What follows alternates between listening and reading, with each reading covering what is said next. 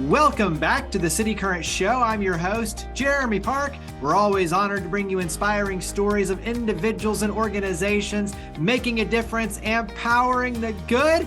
And in this case, we're talking all about our furry friends, our loved ones, canines. We're here with Nashville K-9 and the Hemyari family companies. We're joined by Ollie Hemyari, the CEO. How are you doing? Oh, better than good. Thanks so much for having me. Absolutely. So when you talk about Nashville K-9 and all the good you do, you've been honored and celebrated with some national recognition, especially from Bloomberg. And so we'll definitely talk about that. But give us a little backstory in terms of what led you to start Nashville K-9. Well, basically, it was a misspent youth. That's what we'll say. So when I was in college, I was in a working dog club, and while my buddies were out partying the night before, I was waking up pretty early in the morning and doing some dog training. So the long story short is I jumped into high finance. When I moved to Nashville, I was looking for other trainers to further my skills or at least help teach. And reluctantly, no trainer was wanting to help me out to grow my skills. They thought I was going to be their competitor. And at the time, I was a student in high finance, and I wasn't trying to be their competitor. I just wanted to further my skills with my own dog. And so I started a working dog club, and that attracted a lot of Metro Nashville police officers. And after club, we would go grab a bite to eat. And so a few times of going after club to go have a bite to eat, some of the officers said, "Hey, if you stay a little bit longer and help me with this, I'll buy you dinner." The light bulb went off, and I thought, wow, this could be a viable option of turning it into a business. So basically from 2005 to now, we have become a full-service dog training facility and the largest in the state of Tennessee. Absolutely. And you cover both the working dogs, and so the police side, and also too, just, residents who love our dogs. And so you cover all spectrums. So let's talk about the working dog side and give us a little background on how long it takes and that sort of training, because obviously that's very specialized and rigorous. Yeah, without a doubt. So we cover, as a full service dog training facility, we cover almost every aspect of working dogs. So something for service and disability like Parkinson's or autism, to police dogs, for example, narcotics, explosives, apprehension, SWAT, onto, with a little crossover into the fire side, but still sometimes on the police side, search and rescue, cadaver, urban search and rescue, which means basically if a building has been demolished by a hurricane or tornado, being able to find victims. So we basically cover every gamut that you can think of on the working side. Primarily, what we focus on now are more municipalities with police work. And I got the coolest story to tell you right now. We're about to launch something in the next month for Williamson County Schools, where the perception of the public is that police dogs are all pointy-eared, aggressive dogs. But we are donating a dog by the name of Biolo, who's a Lagotto Romagnolo. It's a dog that looks like a golden doodle, but bred by Blackberry Farms. It's a truffle hunting dog. We are donating it to the Williamson County Sheriff's Office to use with their school resource officers in their schools for therapy for children. So kids having a bad day at school, they're nervous or anxious about an upcoming exam, and they get to go and rub on this adorable 39-pound dog that looks kind of like a golden doodle, and totally against the public's perception as well. Right? Yeah, I love it. This aggressive dog, or this dog to find drugs, and he's just there to be a therapy dog. So those are some of the things that we do on the working dog side. It's pretty cool. We donate 1 to 4 dogs every year to different police departments at no charge to taxpayers. And most oftentimes, we also donate the training for the canine handler as well. That generally saves taxpayers between $30,000 and $50,000. To give you an example with Biolo, that's about a $40,000 tax savings to the citizens of the county and to the state. When you look at the specialized training, and you went through a wide variety of applications, What sort of, training goes in on that side in terms of like the number of years and specialization and scent, being able to train the scent? I mean, talk about some of the training side that goes into that. Totally. So we'll start with our basic level trainers in-house. Most of our staff has an education, a college level education. On top of that, it takes approximately 2 years to become a trainer with us internally. And then an additional 2 years on top of that to become a specialized trainer, for example, service work or law enforcement or whatever it may be. So we're talking about the difference of an associate's and bachelor's degree time frame on top of a current bachelor's degree that they have from a university. And that amount of time takes, generally to trainer level, is about 1,200 to 2,000 dogs under their belt. To master trainer level is right around 4,000 to 5,000 dogs under their belt. And so fortunately, we have a very high volume facility where we train between 300 to 1,000 dogs a year come through our facility. So by volume, our trainers have an experience that's just magnified in a very constrained amount of time comparative to other dog training facilities or organizations.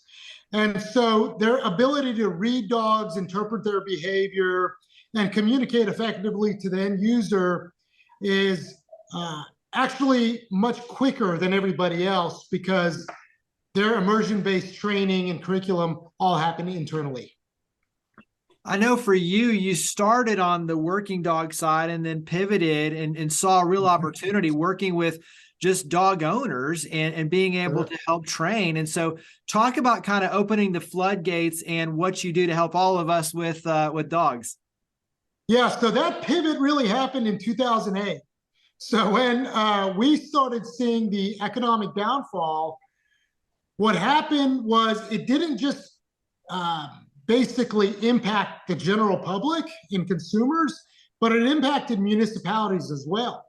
Their budget started becoming constrained as well. So that's when we made the pivot point to open it up to the general public.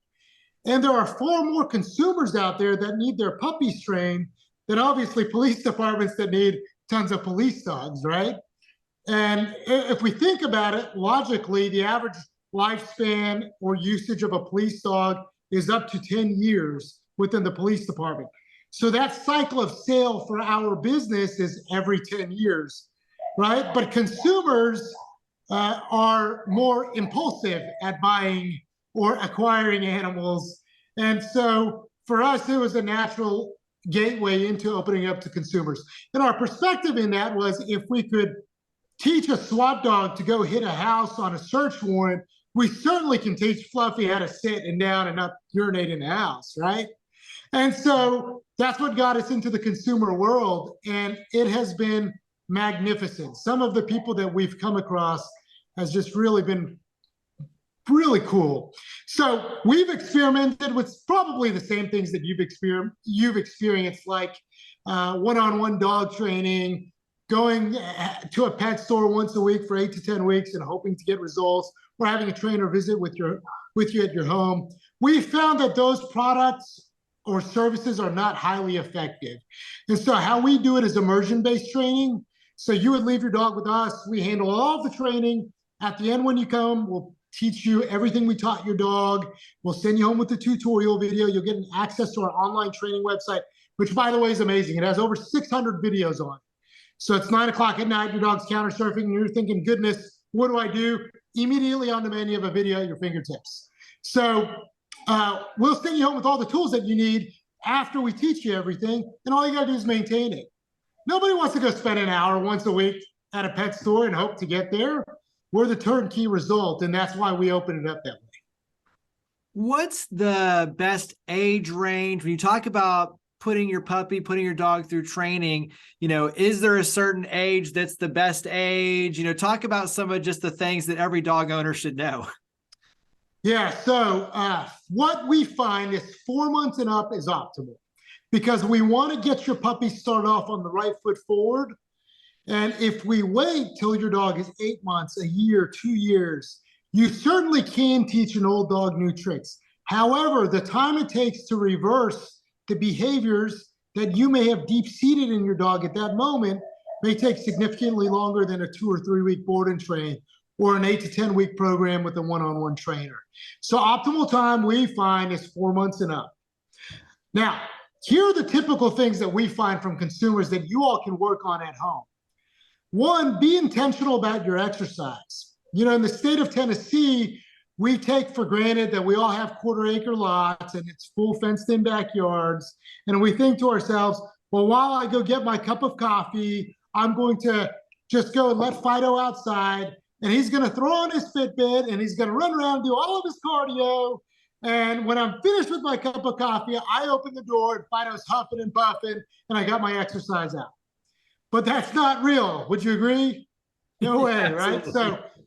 So being intentional about your exercise with the dog is going to go a lot farther. In fact, it's a good strengthening of your bond building. People think about, well, I want a big bond with my dog, and I love on them, and I feed them, and I hug on them. And we would say as professional trainers, that's like 5 to 10% of the love bond scope.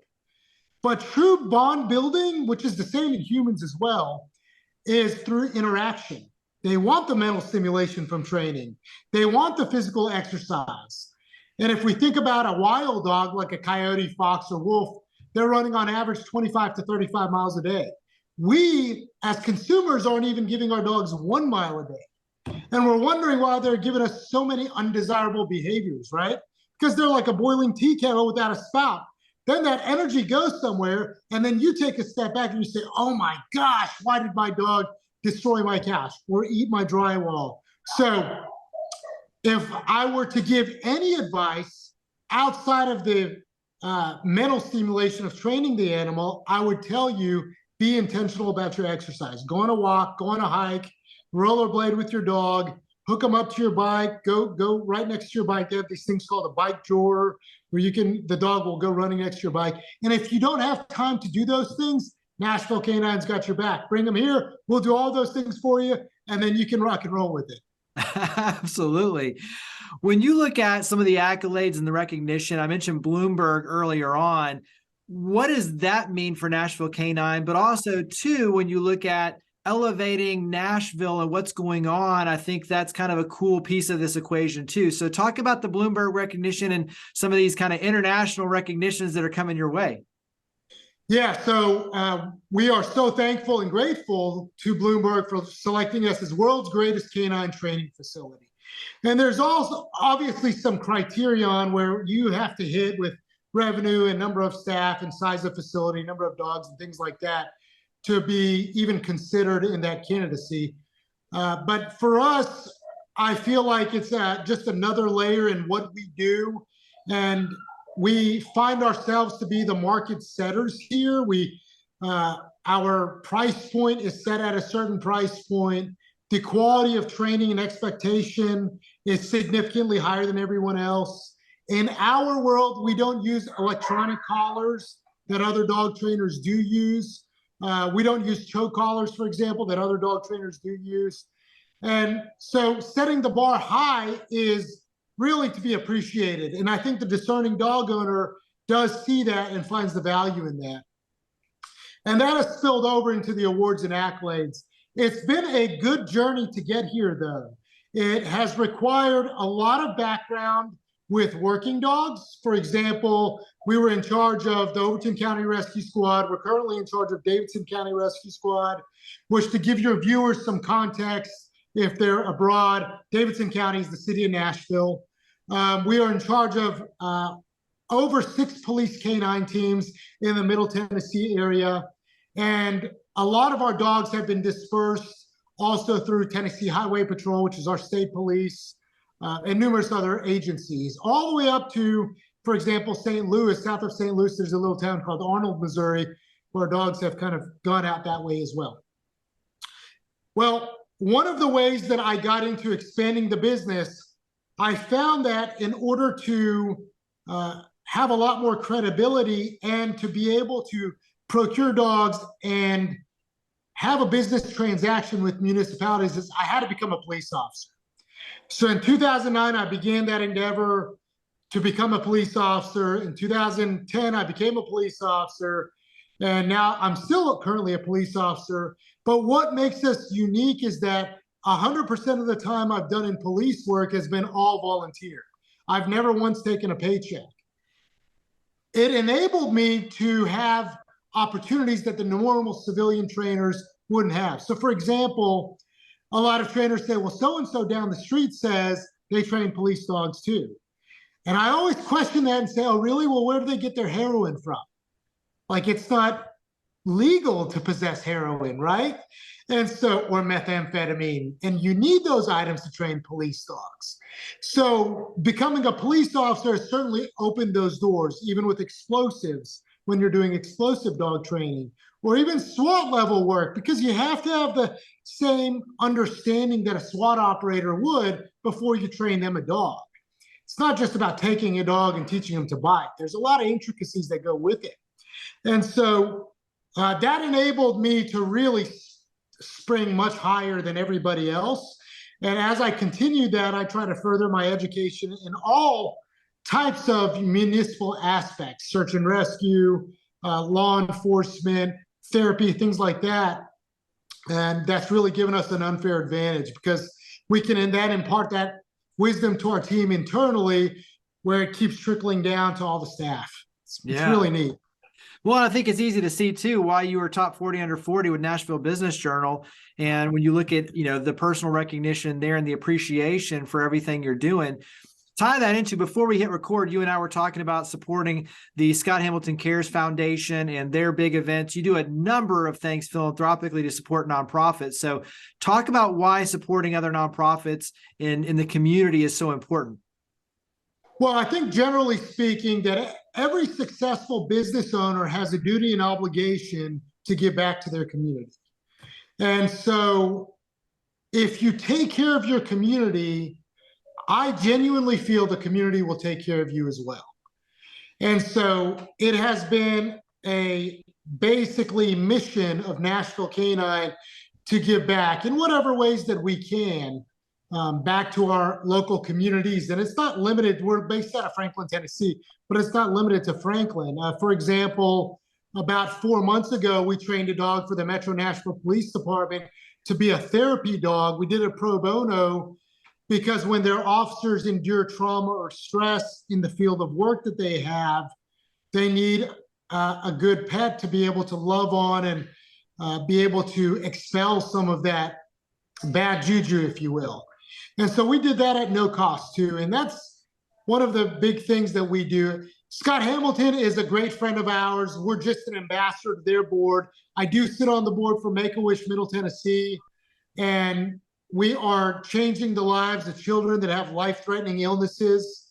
And we want to be able to give them hope, and we want to be able to give them some normalcy during the frustrating process that they have to conquer in that moment in their lives. And really that spills over to their families too. So if we can help their family go to Disney World, or we can help their family go to Hawaii, or whatever it may be, we're there to grant wishes, and Nashville K-9 is a big part of that. And so it's our duty, it's our obligation. And I feel like while we are a spiritual based business, and we're not oppressive by any means, but being a Christian faith-based business, it's our duty to give back to the community.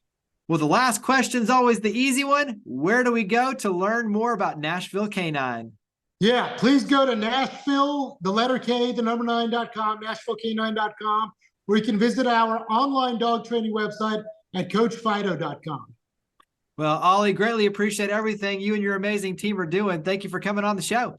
Yeah, thank you so much for having me. It's really a pleasure of ours. We appreciate you having us.